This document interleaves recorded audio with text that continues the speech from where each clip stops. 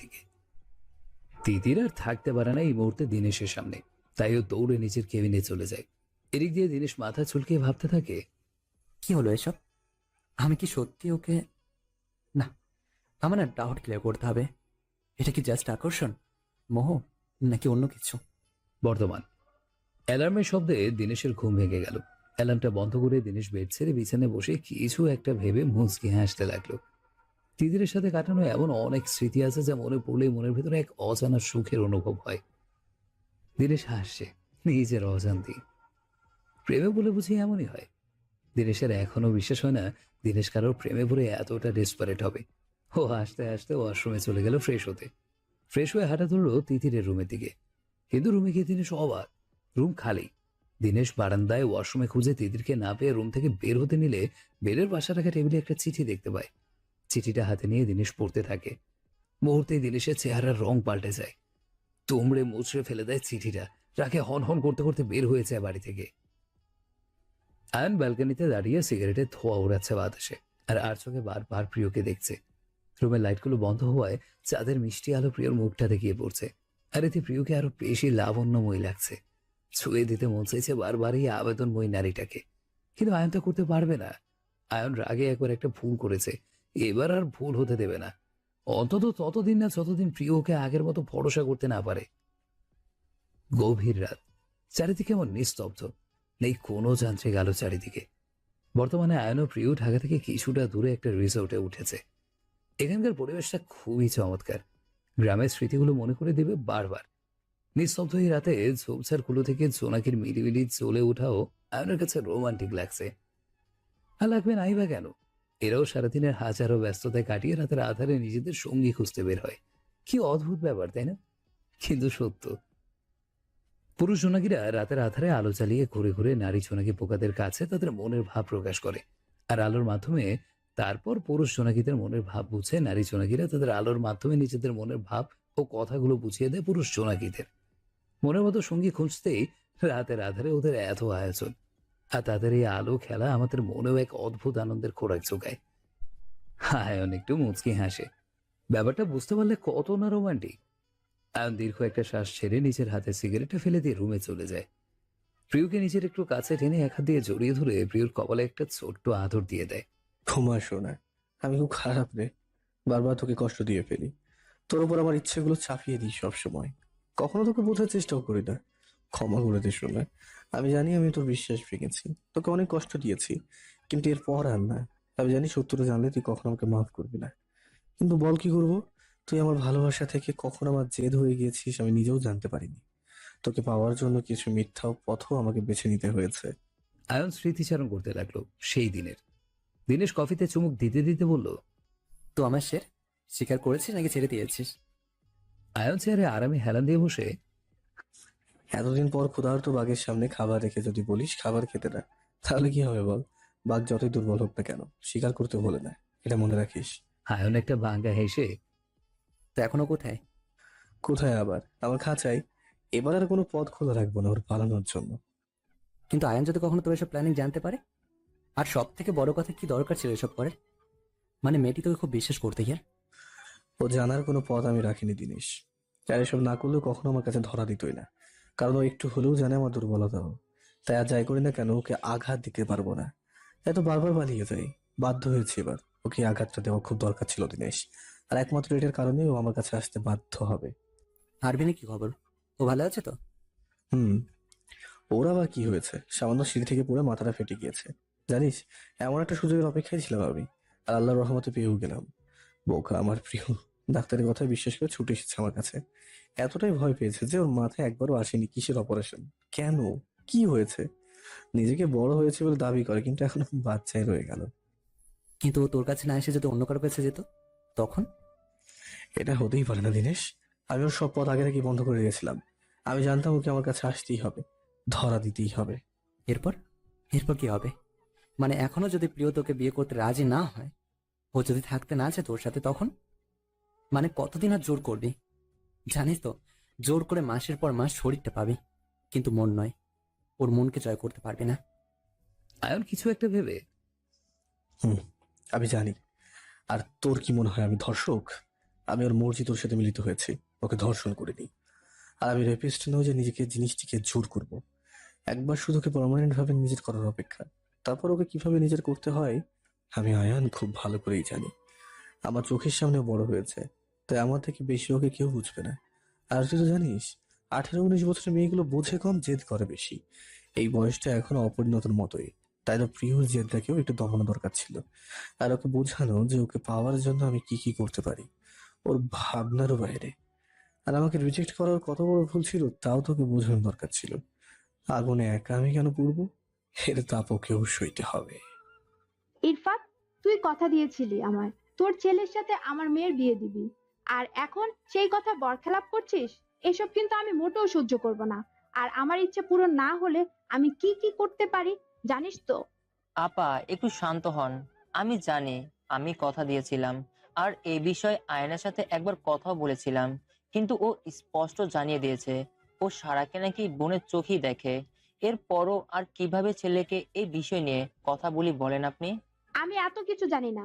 আমার মেয়ে এই বাড়ির বউ হয়ে না আসলে আমি এই বাড়ির সবকিছু জ্বালিয়ে দিব। আর এটা যে আমি খুব ভালো করে করতে পারবো তা তুই খুব ভালো করে জানিস। আমার একটা কথা, এই বাড়ির প্রত্যেকটি ইট ঢিলে পড়বে। মোহিনী আপা এসব কি বলছেন? আর কেন এমন করছেন আপনি? এসব করে এখন আর কি হবে? আয়নের বিয়ে তো হয়ে গেছে। আর এই সত্য আপনি আমি কেউ পাল্টাতে পারবো না। বুঝতে চেষ্টা করছেন না কেন? তুমি তো কোনো কথাই বলবে না আসমা। সব দোষের মূল তুমি। নিজের ভাইজিকে আয়নের পিছনে লাগিয়ে দিয়েছো কেন? আমি কি কিছুই বুঝি না? মনে রেখো, তোমার মনের বাসনা আমি কখনোই পূরণ হতে দেব না। আপা, আপনি প্রত্যেকবার আমাকেই কেন দোষারোপ করেন? আমি নিজেও চেয়েছিলাম প্রিয় যাতে এই বাড়ির সীমানায় কেন আয়নের জীবনেও না আসে, তাই তো? তাই তো নীলিমার সাথে বিয়ে দেওয়ার চেষ্টাও করেছো। তখনও আমার মেয়ের সারার কথা চিন্তা করনি একবার, তাই না? আপা, আপনার ভাই তো বলেছে আয়ন সারাকে বোনের চোখে দেখে, তাহলে ব্যাপারটা কেমন হয়ে দাঁড়ায় ভাবুন একটু। তাতে কি? সারা আয়নের আপন বোন তো নয়। বিয়ে হলে সব ঠিক হয়ে যেত, কিন্তু তোমরা জামাই বউ মিলে কখনো চাওনি। তাই তো আমার মেয়েকে দুধ থেকে মাছির মতো সরিয়ে ফেললে। ইরফাত, 1 মাস সময় দিলাম তোকে। এর মধ্যে সারাকে এই বাড়ির বউ হবার ব্যবস্থা করো। তা না হলে আগামী তুফানের জন্য রেডি হয়ে যাও।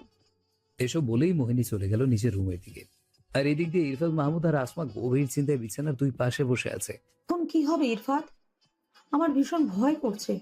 আপা যদি আয়নকে সব বলে দেয়, সব শেষ হয়ে যাবে। আয়ন আমাদের কখনো মাফ করবে না। আমাদের সুখের সংসার তছনছ হয়ে যাবে। না, ইরফাত অনেকটা জোরেই বলল কথাটি। আমি এ হতে দেব না। যে ছেলের চোখে সারা জীবন সম্মান দেখেছে, তার চোখে ঘৃণা দেখতে পারবো না। আমাদের কিছু একটা ধরতেই হবে। সারাকে এই বাড়ির বউ বানানো ছাড়া আর কোনো উপায় নেই। তা না হলে মোহিনী আপা সব শেষ করে দিবে। আমি খুব ভালো করে চিনি ওনাকে। উনি হুমকি দিয়ে ছাড়ার মতো মানুষ না। কখন ধরে বাড়ির কলিং বেল বেজে চলেছে।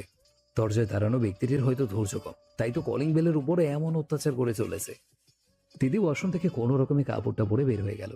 শরীরটাও মোছার সময় পায়নি, যার কারণে জামার বেশিরভাগই ভিজে গিয়েছে। তবুও দিদির শরীরে ওনাটাকে ভালো মতো পেঁচিয়ে দরজা দিকে দৌড় দিল। আর 1 মিনিট দেরি হলে হয়তো দরজাটা ভেঙেই ফেলবে। দিদির অনেকটা বিরক্ত হয়েই দরজাটা খুললো। মনে মনে অনেক কিছু ভেবে নিয়েছিল, গেট খুলেই আগে আচ্ছা মতো ছাড়বে। এইভাবে কেউ কলিং বেল বাজায়? কিন্তু দরজার সামনে দাঁড়ানো ব্যক্তিটিকে দেখে তিতির মুখ চুপসে গেল, গলা শুকিয়ে গেল। ভয়ে হাত পা ঠান্ডা হতে শুরু করে দিয়েছে রীতিমতো। কাবা কাবা কণ্ঠে বলে উঠল, আপনি এখানে? তিতির ভাবতেই পারেনি এই লোকটি যে সত্যি সত্যি ওর বাসায় এসে হামলা দেবে। দিনেশ পকেটে হাত রেখে তীক্ষ্ণ দৃষ্টিতে তাকিয়ে আছে তিতিরের দিকে। মাত্র স্নান করে আসা তিতিরকে দেখে মুহূর্তেই দিনেশ যেন সব কিছু ভুলে গেল। এই রূপে আগে তিতিরকে দেখা হয়নি কখনো ওর। তিতিরকে এখন একদম ভোরের প্রথম আলোয় ফুটে ওঠা কোনো স্নিগ্ধ কলির মতো লাগছে, যার পাপড়িগুলো মনে হয় শিশিরের বিন্দু এসে ভিজিয়ে দিয়ে গেছে। দিনেশের খুব হিংসে হলো এইটা ভেবে, তার প্রিয়তমাকে স্পর্শ করার অনুভূতি হওয়ার সৌভাগ্য ওর কেন হলো না। মুগ্ধ হয়ে তিতিরের দিকে তাকিয়ে রইল কিছুক্ষণ। আর তিতির সে তো ভয়ই শেষ। এক তো দিনেশকে এখানে দেখে, তার উপর তিতির বাড়িতে একা। কেউ যদি দিনেশকে এখানে দেখে ফেলে কি না কি মনে করবে। তিল থেকে তাল বানাতে প্রতিবেশীদের সময় লাগবে না। তাই এক প্রকার ভয় পেয়েই দিনেশকে ঘরের ভেতরে টেনে এনেই দরজা লাগিয়ে দিল তিতির। স্যার, আপনি এখানে কি করছেন? অনেকটা ভীতু কণ্ঠে দিনেশকে জিজ্ঞাসা করলো। তিতিরের এমন আচরণে দিনেশ প্রথমে শকড হলেও মুহূর্তেই নিজেকে সামলিয়ে ফেলে। আর তখনই ওর আবার সকালের কথা মনে পড়ে যায়। কিভাবে তিতির ওকে না বলে চলে আসে, জাস্ট একটা চিঠি লিখে, তাও আবার যেমন তেমন চিঠি না, নিজের বিয়ে ঠিক হবার কথা লিখেছে। তাই তো দিনেশ এতটা রেগে এখানে চলে এসেছে। আজও তিতিরকে বুঝিয়ে ছাড়বে। দিনেশ কি জিনিস, এত সহজ না দিনেশের কাছ থেকে মুক্তি পাওয়া। ব্যালকানিতে দাঁড়িয়ে সকালে স্নিগ্ধ বাতাসে ভেসে আসা মিষ্টি ঘ্রাণটা প্রাণ ভরে নিঃশ্বাসের সাথে টেনে নিচ্ছে প্রিয়। আজ অনেকদিন পরে মনে হয় এত ফ্রেশ বাতাস শরীরটাকে ছুঁয়ে দিয়ে যাচ্ছে ওর, যাতে নেই কোনো গাড়ির কালো ধোয়া, নেই কোনো বিষাক্ত কণা। কাল কেন জানি প্রিয়র খুব ভালো ঘুম হলো, প্রিয় নিজেও জানে না কেন। তবে ভোরের আজানের শব্দেই প্রিয়র ঘুম ভেঙে যায়, আর উঠে নিজেকে একটা অচেনা জায়গায় পায়। তবে পাশে শুয়ে থেকে ওকে জড়িয়ে ধরা ব্যক্তিটিকে দেখে প্রিয় ভয় পায়নি। আর ওর বুঝতেও বাকি রইল না কাল বাইক থেকে ও এইখানে কিভাবে এসেছে। প্রিয় আর কিচ্ছু না ভেবে উঠে ফ্রেশ হয়ে উঁচু করে বিছানায় রাখা এক্সট্রা চাদরটা মেঝেতে বিছিয়ে নামাজটা আদায় করে ফেলল। এরপর আর ঘুম চোখে ধরা দেবে না, প্রিয়দা খুব ভালো করেই জানে। তাই আশপাশটা দেখতে ব্যালকনিতে চলে গেল। আর ব্যালকনিতে গিয়ে প্রিয় কিছুটা অবাক হলো। এইটা ভেবে ওরা কোথায়? চারদিকে নামনা জানা অসংখ্য ফুল ফুটে সুবাস ছড়াচ্ছে, আর সারি সারি গাছগুলোর আড়ালে উকি দিয়ে দেখা যাচ্ছে বিশাল ঝিলটিকে। আশপাশের পরিবেশটা দেখে প্রথম নজরে যে কেউ বলবে এটা কোনো গ্রাম, কিন্তু আশেপাশে আরো কিছু দালান দেখলে বুঝতে অসুবিধা হবে না এইটা যে একটা রিসর্ট। তবে এটার আকর্ষণীয় দিক হলো চারপাশে দালান হলেও উপরে ছাদটা ছাউনি দেওয়া। ঠিক গ্রামের বৈচিত্র্য আনার ভরপুর চেষ্টা করেছে কেউ। প্রিয় খুব উৎসাহের সাথে চারপাশটা দেখতে লাগলো। ওর খুব ভালো লাগলো জায়গাটা। মনটাও শান্ত হয়ে গেল আশেপাশের ভিউ দেখে। কিন্তু হঠাৎ অনুভব হলো কেউ ওর পেছনে দাঁড়িয়ে আছে। কারো গভীর নিঃশ্বাস এসে পড়ছে ওর চুলগুলোতে। প্রিয় কিছুটা স্থির হয়ে দাঁড়িয়ে রইল। ওর বুঝতে বাকি নেই কে সে। আর প্রিয়র পেছনে একদম গায়ের সাথে ঘেঁষে দাঁড়িয়ে প্রিয়র দুপাশে হাত রেখে প্রিয়কে নিজের বাহুটার মধ্যে আটকে ফেলল। বাতাসে প্রিয় চুলগুলো উঠছে, আর আয়ন প্রিয় চুলের সেই মন মাথানো ঘ্রাণে আবেশ হয়ে পড়েছে।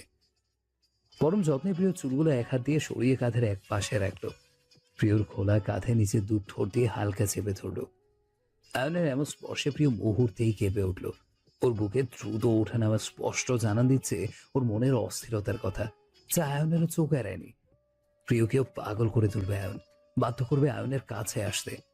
তবে এবার নাহি জোর করে, নাহি ব্ল্যাকমেল করে আয়ন নিজে জিতে নেবে ওর প্রিয়কে। আয়নের পার্সোনালিটি এমন, কোনো মেয়ে আয়নকে একবার দেখলে ভুলতে পারে না। সেখানে আয়ন নিজে ধরা দিচ্ছে এই অবুঝ নারীটির কাছে। তাহলে এই নারী নিজেকে শোভে দিতে কিভাবে নিজেকে বাধা দেবে?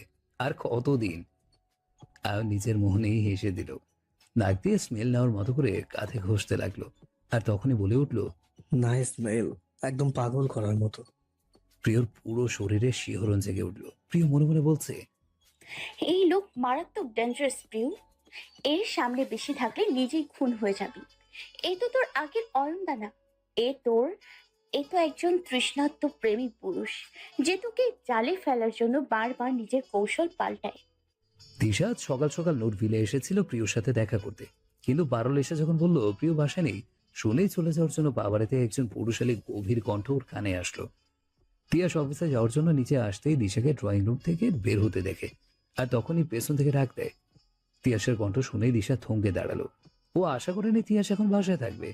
এই লোকটাকে দিশা যত এড়িয়ে চলতে চায় ততই যেন ভাগ্য বর ওদের মিল করিয়ে দেয়। কেন? আল্লাহই ভালো জানে। কি হলো? তুমি এমন স্ট্যাচু অফ লিবার্টরের মতো দাঁড়িয়ে আছো কেন? আমি যে ডাকছি শুনতে পাও না? দিশা ঠিক সামনে এসে কথাটা বলল তিয়াস। দিশা একটু মেকি হেসে বলল, না মানে। এই আর দিশাকে আর বলতে দিল না তিয়াস। স্টপ! যা করতে পারো না তা করতে আসো না, তোমাকে শুট করে না। এখন বলো, তুমি এখানে কি করো? প্রিয়র সাথে দেখা করতে এসেছিলাম। ও, খুব কি দরকার ছিল? আয়ন ভাই ওর কলেজে যাওয়ার ব্যবস্থা আবার করে দিয়েছে, তাই বলতে আসছিলাম কাল খুব ইম্পর্টেন্ট ক্লাস আছে, ও যাতে এটা অ্যাটেন্ড করে। প্রিয় তো নেই, দাদার সাথে কাল রাতে কোথাও গিয়েছে। ওদের এখন একত্রে টাইম পাস করা দরকার, তাই আমরাও আর ডিস্টার্ব করিনি।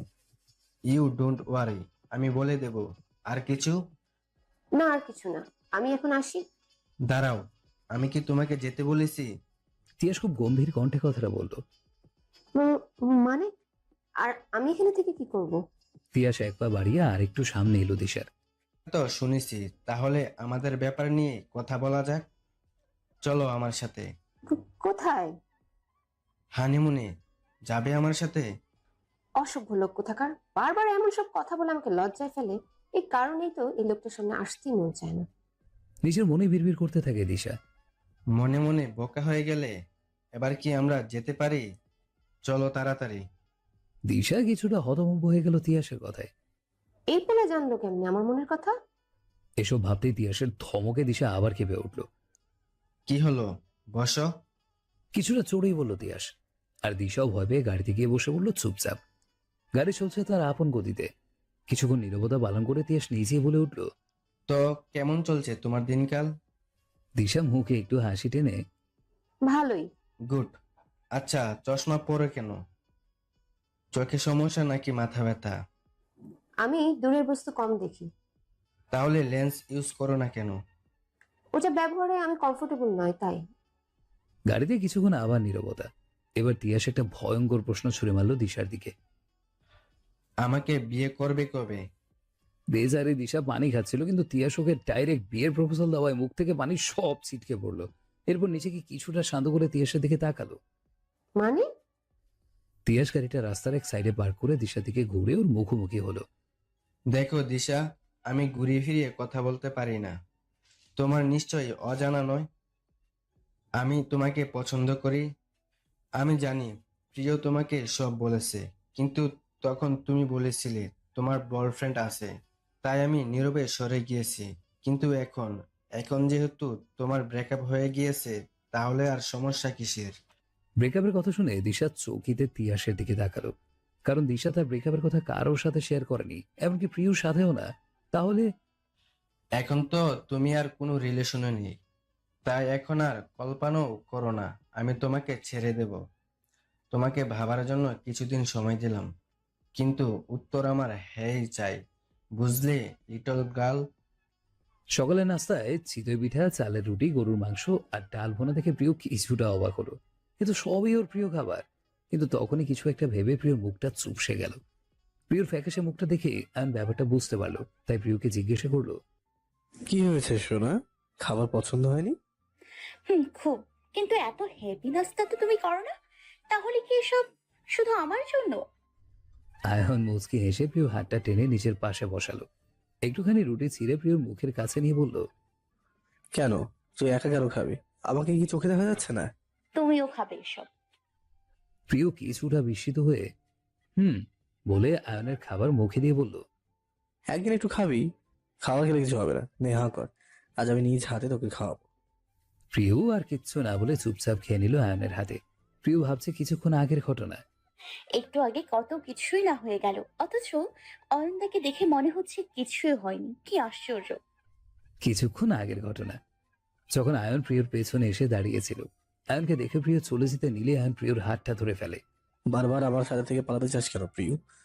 আমরা কি নতুন করে সবকিছু শুরু করতে পারি না? আয়ন নিজের কাছে টেনে আনে প্রিয়কে। বল সোনা, আমি আর কি করলে সবকিছু ঠিক হবে? আয়নের এক হাত প্রিয়র মসৃণ গালটা স্পর্শ করে কথাগুলো বলে। প্রিয় কিছুক্ষণ নীরব থাকে। এরপর আয়নের হাতটা নিচের গাল থেকে সরিয়ে ফেলে।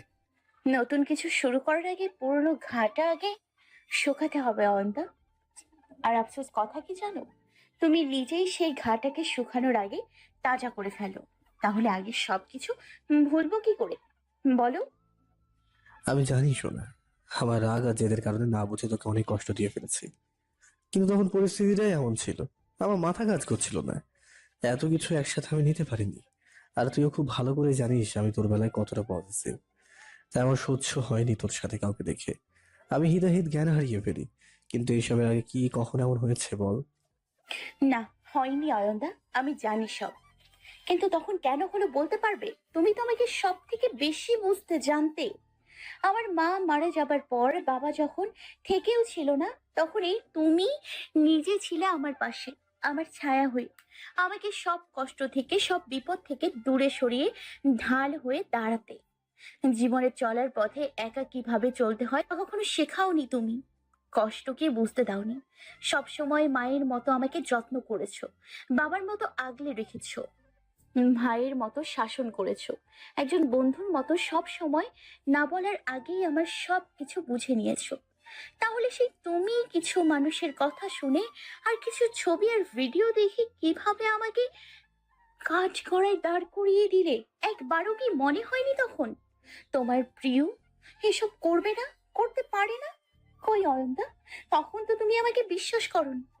সমাজের সব মানুষের আঙুল যখন আমার উপর উঠেছিল আর বাবা এসব সইতে।